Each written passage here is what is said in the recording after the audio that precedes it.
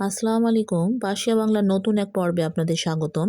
তো প্রথমেই দেখুন ইরানি জাতি কিভাবে তাদের সরকার ও সশস্ত্র বাহিনীর সমর্থনে এখনো রাতে পাহারায় রাজপথে থাকে। তো মধ্যপ্রাচ্যের আকাশে আবারও যুদ্ধের ঘনঘটা নাকি শান্তির নতুন কোনো রূপরেখা? একদিকে মার্কিন প্রেসিডেন্ট ডোনাল্ড ট্রাম্পের বিতর্কিত প্রজেক্ট ফ্রিডম নিয়ে সৌদি আরবের সাথে বড় ধরনের ফাটল দেখা দিয়েছে।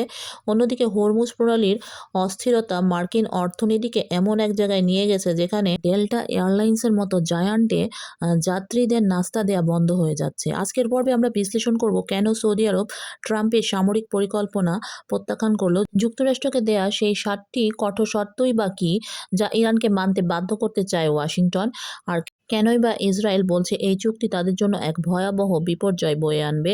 বিস্তারিত জানতে ভিডিওটি শেষ পর্যন্ত দেখুন।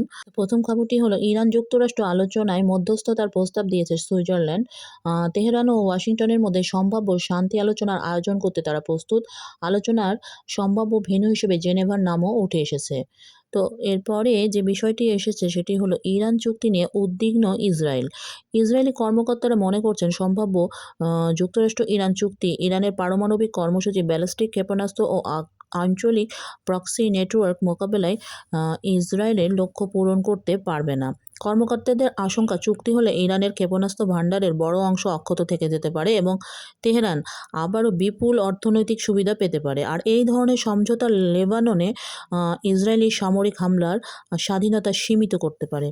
আর ইউরেনিয়াম সমৃদ্ধকরণের সম্ভাব্য সীমাবদ্ধতা যদি প্রায় ১৫ বছরের জন্য হয় তবে সেটিও ইসরায়েলের কাছে বড় উদ্বেগের বিষয়। এক কর্মকর্তা এটিকে ওবামা আমলের পারমাণবিক চুক্তির সঙ্গে তুলনা করে প্রশ্ন তুলেছেন, এরপর কিভাবে ইরানকে আবার পারমাণবিক অস্ত্রের পথে ফিরে যাওয়া থেকে থামানো হবে।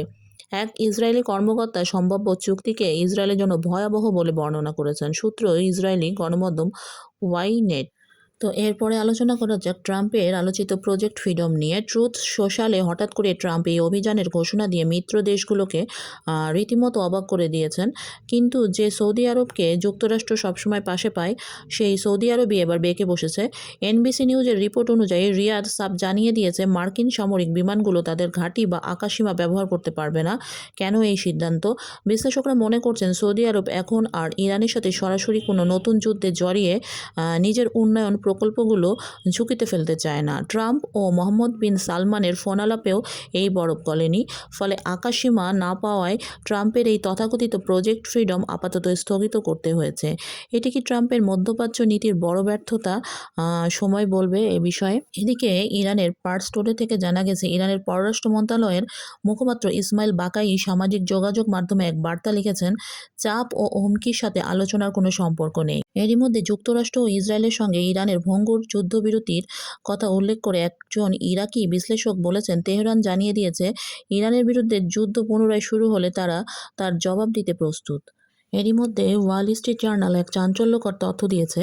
যুক্তরাষ্ট্র ইরানকে একটি নতুন পারমাণবিক ফ্রেমওয়ার্ক পাঠিয়েছে। বলা হয়েছে ইরান যদি এই প্রস্তাব গ্রহণ করে তবে আগামী ৩০ দিনের মধ্যে বিস্তারিত আলোচনা শুরু হবে। তবে শর্তগুলো কিন্তু বেশ কঠিন। এক, ইরানকে আনুষ্ঠানিকভাবে পারমাণবিক অস্ত্রের উচ্চাকাঙ্ক্ষা ত্যাগ করতে হবে এবং ফোর্দো, নাতাঞ্জ এবং ইস্পাহানের মতো গুরুত্বপূর্ণ স্থাপনাগুলো ভেঙে ফেলতে হবে। ইউরেনিয়াম সমৃদ্ধকরণে ২০ বছরের নিষেধাজ্ঞা মানতে হবে এবং অবশ্যই হরমুজ প্রণালী পুনরায় উন্মুক্ত করে দিতে হবে। বিনিময়ে যুক্তরাষ্ট্র ধাপে ধাপে অবরোধ শিথিল করবে।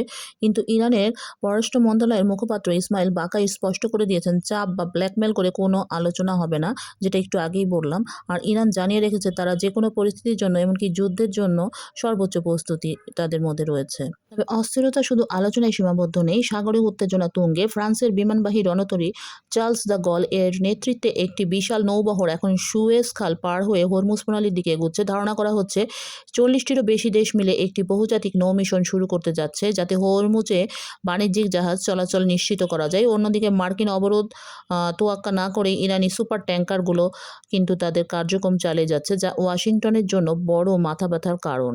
এদিকে প্রেসিডেন্ট ট্রাম্প মার্কিন যুদ্ধগুলো সময়কাল তুলনা করে একটি চার্ট পোস্ট করেছেন। সেখানে তিনি তুলে ধরেছেন যে ইরান অভিযান সবচেয়ে কম সময় হয়েছে, অর্থাৎ মাত্র ৬ সপ্তাহ স্থায়ী হয়েছিল।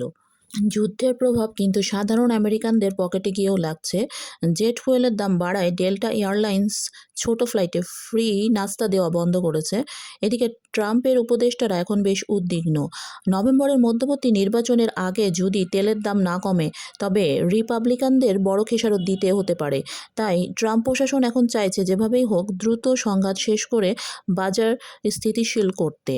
এদিকে ইসরায়েলি সংসদীয় প্রতিনিধি দলের তাইওয়ান সফরকে কেন্দ্র করে ইসরায়েলকে তীব্র ভাষায় সতর্ক করেছে চীন। ইসরায়েলে অবস্থিত চীনা দূতাবাস এক আনুষ্ঠানিক বিবৃতিতে এই সফরের কড়া সমালোচনা করেছে।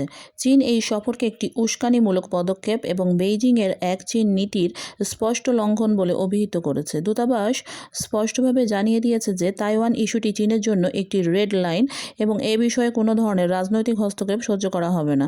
বিবৃতিতে চীন ইঙ্গিত দিয়েছে যে ভবিষ্যতে এই ধরনের কার্যকলাপ অব্যাহত থাকলে এর জন্য ইসরায়েলকে পরিণতি ভোগ করতে হতে পারে। প্রসঙ্গত, ইসরায়েলের ইএসএটি দলের নেতৃত্বে একটি সংসদীয় প্রতিনিধি দল তাইওয়ানের প্রেসিডেন্ট লাই চিং-তের সাথে বৈঠক করার পরে এই কড়া প্রতিক্রিয়া জানালো বেইজিং। এবার একটু ইরান প্রসঙ্গ। ইরানের প্রেসিডেন্ট মাসুদ পেজেশকিয়ান দেশটির সর্বোচ্চ নেতা মোস্তফা খামেনির সাথে একটি দীর্ঘ ও গুরুত্বপূর্ণ বৈঠক করেছেন। রাষ্ট্রীয় গণমাধ্যমের তথ্য অনুযায়ী প্রায় 2.5 ঘণ্টাব্যাপী এই বৈঠক চলে। যদিও বৈঠকের নির্দিষ্ট আলোচ্য বিষয় প্রকাশ করা হয়নি, তবে প্রেসিডেন্ট পেজেশকিয়ান বৈঠকটিকে অত্যন্ত আন্তরিক ও বিনয়ী সৌহার্দ্যপূর্ণ বলে বর্ণনা করেছেন। মাসুদ পেজেশকিয়ান বিশেষভাবে উল্লেখ করেন যে বৈঠকের পরিবেশ ছিল আস্থা ও সহমর্মিতায় পূর্ণ এবং খামেনির বিনয়ী ও গভীরভাবে আন্তরিক আচরণ তাকে সবচেয়ে বেশি প্রভাবিত করেছে। এদিকে একটি ব্রেকিং নিউজ, বিজয় দিবস উপলক্ষে সাময়িক যুদ্ধবিরতি ঘোষণা করল রাশিয়া। রাশিয়া ইউক্রেনের সাথে আগামী 8 ও 9 মে 2026 সাময়িক ও একতরফা যুদ্ধবিরতি পালনের ঘোষণা দিয়েছে। প্রেসিডেন্ট ভ্লাদিমির পুতিনের নির্দেশে এই যুদ্ধবিরতি মূলত দ্বিতীয় বিশ্বযুদ্ধের বিজয় দিবসের সাময়িক কুচকাওয়াজের অংশ হিসেবে ঘোষণা করা হয়েছে। মস্কো এক কঠোর সতর্ক বার্তায় বলেছে, যুদ্ধবিরতি চলাকালে কিয়েভ যদি কোনো ধরনের হামলা বা মস্কোর বিজয় দিবসের প্যারেডে বিঘ্ন ঘটানোর চেষ্টা করে, তবে রাশিয়া তার উপযুক্ত জবাব দিবে। এবং মস্কো আরও জানিয়েছে যে বিজয় দিবসের অনুষ্ঠানে হামলা হলে কিয়েভের কেন্দ্রীয় অংশে ব্যাপক ক্ষেপণাস্ত্র হামলা চালানো হবে। তো সব মিলিয়ে মধ্যপ্রাচ্য থেকে পূর্ব ইউরোপ ভূ রাজনীতি এখন এক জটিল সমীকরণের সামনে দাঁড়িয়ে। একদিকে ট্রাম্পের শর্ত আর যুদ্ধের প্রস্তুতি, অন্যদিকে চলছে বড় শক্তিগুলোর কূটনৈতিক মারপ্যাচ। চীন যেভাবে তাইওয়ান ইস্যুকে ইসরায়েলের কঠোর হুঁশিয়ারি দিল, তা থেকে স্পষ্ট যে বেইজিং এখন আর কেবল দর্শক নয়। অন্যদিকে ইরানের প্রেসিডেন্ট ও সর্বোচ্চ নেতার দীর্ঘ সময় বৈঠক ইঙ্গিত দিল তেহরানের পর্দার আড়ালে বড় কোনো কৌশলগত সিদ্ধান্ত নিচ্ছে, যা বিশ্লেষকরা এমনই মনে করেন। তো আপনাদের মতামত কমেন্টে জানাতে পারেন। ভিডিওটি ভালো লাগলে লাইক দিন এবং শেয়ার করুন। আন্তর্জাতিক সব খবরাখবর সবার আগে পেতে পার্সিয়া বাংলার সাথেই থাকুন। আল্লাহ হাফেজ।